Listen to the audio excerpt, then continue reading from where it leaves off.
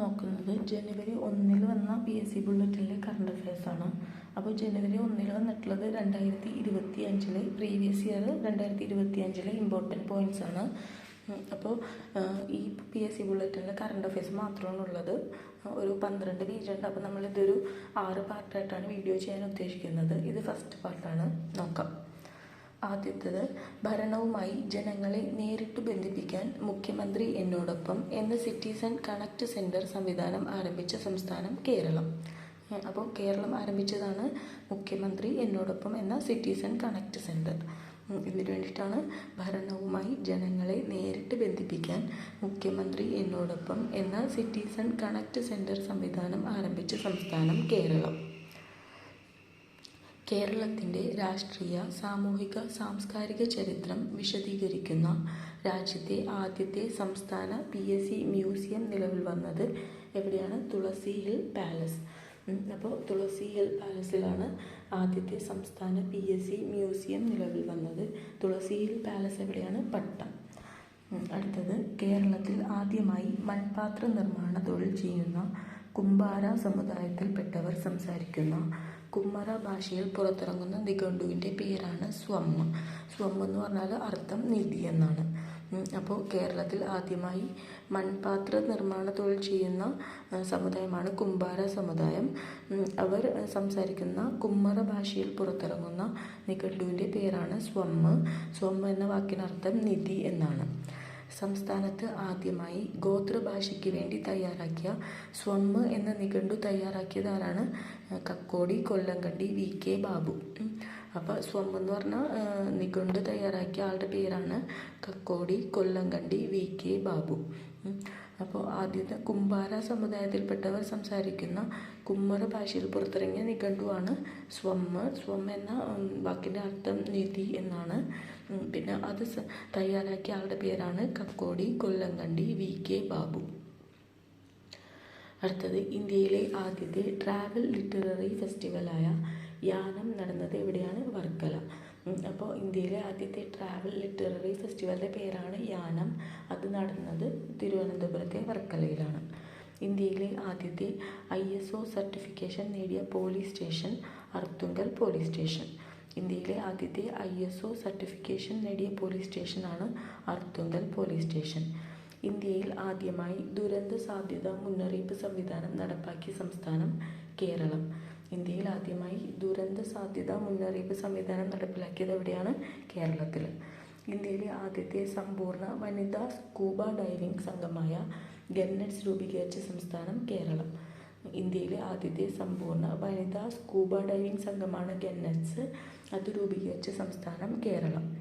ഇന്ത്യയിലെ ആദ്യത്തെ അതിദാരിദ്ര്യമുക്ത സംസ്ഥാനമായി കേരളത്തെ മുഖ്യമന്ത്രി പിണറായി വിജയൻ പ്രഖ്യാപിച്ചത് എന്നാണ്? 2025 നവംബർ 1. അപ്പോൾ ഇന്ത്യയിലെ ആദ്യത്തെ അതിദാരിദ്ര്യമുക്ത സംസ്ഥാനമാണ് കേരളം എന്ന് മുഖ്യമന്ത്രി പിണറായി വിജയൻ പ്രഖ്യാപിച്ചത് 2025 നവംബർ 1. ഹരിത ടൂറിസം കേന്ദ്രമായി പ്രഖ്യാപിച്ച കേരള വന ഗവേഷണ കേന്ദ്രത്തിന് കീഴിലുള്ള മ്യൂസിയം നിലമ്പൂർ തേക്ക് മ്യൂസിയം. ഹരിത ടൂറിസം കേന്ദ്രമായി പ്രഖ്യാപിച്ച മ്യൂസിയമാണ് നിലമ്പൂർ തേക്ക് മ്യൂസിയം. 2025 ജനുവരി 21 നടപ്പാക്കിയ കേരളത്തിൻ്റെ ദുരന്ത സാധ്യത മുന്നറിയിപ്പ് സംവിധാനം ഏതാണ്? കവചം. അപ്പോൾ ഇന്ത്യയിലെ ആദ്യമായി ദുരന്ത സാധ്യത മുന്നറിയിപ്പ് സംവിധാനം നടപ്പാക്കിയ സംസ്ഥാനം കേരളമാണ്. ആ ദുരന്ത സാധ്യത മുന്നറിയിപ്പ് സംവിധാനത്തിൻ്റെ പേരാണ് കവചം. അതെപ്പോഴാണ് നടപ്പാക്കിയത്? 2025 ജനുവരി 21. കവചം എന്ന് പറഞ്ഞാൽ Kerala warnings crisis and Hazard management system. കവചം എന്താണ്? Kerala warnings crisis and Hazard management system. അടുത്തത്, 2025 ഓഗസ്റ്റ് 22 ആദ്യത്തെ സമ്പൂർണ്ണ ഡിജിറ്റൽ സാക്ഷരതാ സംസ്ഥാനമായി ഔദ്യോഗികമായി പ്രഖ്യാപിച്ച സംസ്ഥാനം കേരളം. 2025 ഓഗസ്റ്റ് 22 കേരളത്തെ ആദ്യത്തെ സമ്പൂർണ്ണ ഡിജിറ്റൽ സാക്ഷരതാ സംസ്ഥാനമായി പ്രഖ്യാപിച്ചത് ആരാണ്? മുഖ്യമന്ത്രി പിണറായി വിജയൻ. അടുത്തത്, വയോജനങ്ങളുടെ ക്ഷേമം ഉറപ്പാക്കാൻ വയോജന കമ്മീഷൻ രൂപീകരിക്കുന്ന ഇന്ത്യയിലെ ആദ്യ സംസ്ഥാനം കേരളം. വയോജനങ്ങളുടെ ക്ഷേമം ഉറപ്പാക്കാൻ വയോജന കമ്മീഷൻ രൂപീകരിക്കുന്ന ഇന്ത്യയിലെ ആദ്യ സംസ്ഥാനമാണ് കേരളം. 2025 കേരളം വയോജന കമ്മീഷൻ രൂപീകരിച്ചത്. സംസ്ഥാന വയോജന കമ്മീഷൻ്റെ ആസ്ഥാനം തിരുവനന്തപുരം.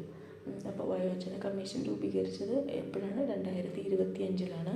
അതിൻ്റെ ആസ്ഥാനം തിരുവനന്തപുരം. സംസ്ഥാന വയോജന കമ്മീഷനിലെ അംഗങ്ങളുടെ എണ്ണം 5. സംസ്ഥാന വയോജന കമ്മീഷൻ രൂപീകരിച്ചത് 2025. അതിൻ്റെ ആസ്ഥാനം തിരുവനന്തപുരം. കമ്മീഷനിലെ അംഗങ്ങളുടെ എണ്ണം 5. സംസ്ഥാന വയോജന കമ്മീഷനിലെ ചെയർമാൻ്റെയും അംഗങ്ങളുടെയും കാലാവധി 3 വർഷം. 5 അംഗങ്ങളാണ് ഉള്ളത്. അവരുടെ കാലാവധി 3 വർഷമാണ്. സംസ്ഥാന സർക്കാർ പുതുതായി രൂപവൽക്കരിച്ച വയോജന കമ്മീഷൻ്റെ ആദ്യത്തെ അധ്യക്ഷൻ കെ സോമപ്രസാദ്. അപ്പോൾ ആദ്യ അധ്യക്ഷൻ കെ സോമപ്രസാദ്. അംഗങ്ങളുടെ എണ്ണം 5 അവരുടെ കാലാവധി 3 വർഷമാണ്. വയോജനങ്ങൾക്ക് വീട്ടിൽ ഒരു മുറി നിർബന്ധമാക്കി നിയമം കൊണ്ടുവരുന്ന സംസ്ഥാനം കേരളം. വയോജനങ്ങൾക്ക് വീട്ടിൽ ഒരു മുറി നിർബന്ധമാക്കി നിയമം കൊണ്ടുവരുന്ന സംസ്ഥാനമാണ് കേരളം. വയോജനങ്ങളുടെ സേവനങ്ങൾക്കായി കേരളത്തിലെ ആദ്യ ടൈം ബാങ്ക് പദ്ധതി ആരംഭിച്ച പഞ്ചായത്ത് ഏലിക്കുളം. വയോജനങ്ങളുടെ സേവനങ്ങൾക്കായി കേരളത്തിലെ ആദ്യ ടൈം ബാങ്ക് പദ്ധതി ആരംഭിച്ച പഞ്ചായത്ത് ഏലിക്കുളം. കേരളത്തിലെ ആദ്യത്തെ വയോജന സൗഹൃദ ഇടനാഴി മാനവീയം വീഥി. കേരളത്തിലെ ആദ്യത്തെ വയോജന സൗഹൃദ ഇടനാഴി എവിടെയാണ്? മാനവീയം വീഥി. അടുത്തത് കേരളത്തിലെ ആദ്യത്തെ അതിദരിദ്രരില്ലാത്ത പഞ്ചായത്ത് കോട്ടയം. കേരളത്തിലെ ആദ്യത്തെ അതിദരിദ്രരില്ലാത്ത പഞ്ചായത്ത് കോട്ടയം. 2025 ഏപ്രിൽ 14 കേരളത്തിലെ ആദ്യത്തെ അതിദാരിദ്ര്യമുക്ത മണ്ഡലമായി പ്രഖ്യാപിച്ച നിയമസഭാ നിയോജക മണ്ഡലമാണ് ധർമ്മടം, കണ്ണൂരിലാണ്. അപ്പോൾ 2025 ഏപ്രിൽ 14 കേരളത്തിലെ ആദ്യത്തെ അതിദാരിദ്ര്യമുക്ത മണ്ഡലമായി പ്രഖ്യാപിച്ച നിയമസഭാ നിയോജക മണ്ഡലം ധർമ്മടം, കണ്ണൂർ. കേരളത്തിലെ ആദ്യത്തെ അതിദരിദ്രരില്ലാത്ത പഞ്ചായത്ത് കോട്ടയം. അപ്പോൾ അതിദാരിദ്ര്യമുക്ത മണ്ഡലമായി പ്രഖ്യാപിച്ച നിയോജക മണ്ഡലമാണ് ധർമ്മടം. കേരളത്തിലെ ആദ്യത്തെ അതിദാരിദ്ര്യമുക്ത നഗരസഭ ഷൊർണൂർ. കേരളത്തിലെ ആദ്യത്തെ അതിദാരിദ്ര്യമുക്ത നഗരസഭ ഷൊർണൂർ. അപ്പോൾ അതിദരിദ്രരില്ലാത്ത പഞ്ചായത്ത് കോട്ടയം. അതിദാരിദ്ര്യമുക്ത മണ്ഡലമായി പ്രഖ്യാപിച്ച നിയമസഭാ നിയോജക മണ്ഡലം ധർമ്മടം. കേരളത്തിലെ ആദ്യത്തെ അതിദാരിദ്ര്യമുക്ത നഗരസഭ ഷൊർണൂർ. കേരളത്തിലെ ആദ്യത്തെ അവക്കാഡോ നഗരം അമ്പലവയൽ. അപ്പോൾ കേരളത്തിലെ ആദ്യത്തെ അവക്കാഡോ നഗരം അമ്പലവയൽ.